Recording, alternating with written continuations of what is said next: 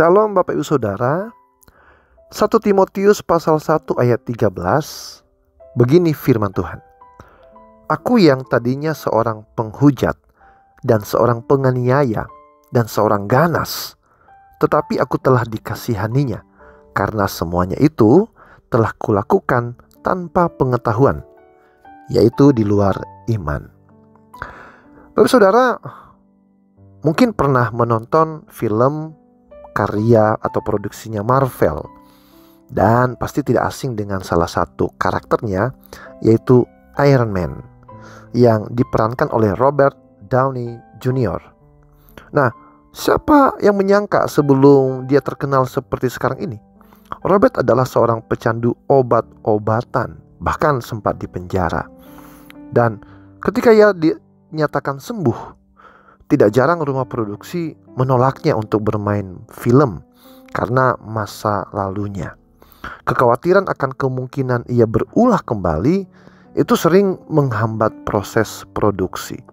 Nah, perlakuan seperti itu yang berfokus pada masa lalu dan kekhawatiran akan masa lalu itu telah membuat banyak orang merasa bersalah dan kemudian kehilangan harapan.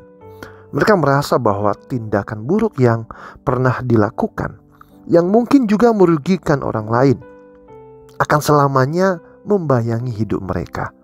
Namun saudara, ada kabar sukacita bagi Bapak Saudara yang sering merasa tertekan oleh masa lalu. Banyak yang berpikir bahwa mereka tidak memiliki harapan. Dunia menolak mereka.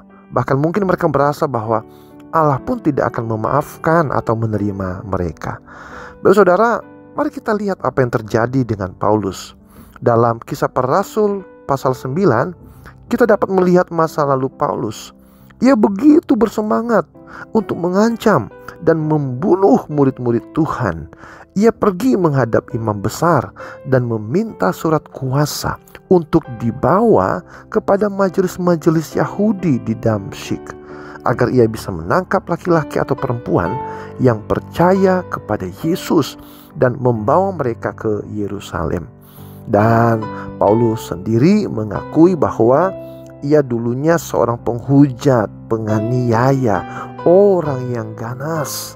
Namun karena kasih Tuhan dan anugerah Tuhan, Paulus yang dulunya terpuruk kini dikasihi dan diterima oleh Allah.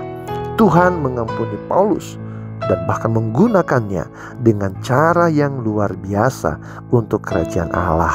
Nah, saudaraku, jika Paulus bisa diampuni dan diterima, maka saya percaya saudara dan saya juga dapat diampuni dan diterima. Amin. Tidak peduli seberapa buruk atau parahnya masa lalu kita, Tuhan dengan kasih-Nya yang besar ingin mengampuni dan menerima saudara dan saya. Tuhan bahkan ingin memakai kita sebagai alat di tangannya, menjadi berkat bagi kemuliaannya. Karena itu saudara, apapun masa lalumu, apapun yang mungkin pernah engkau lakukan, kabar baik adalah bahwa Tuhan mau menerima dan mengampuni engkau.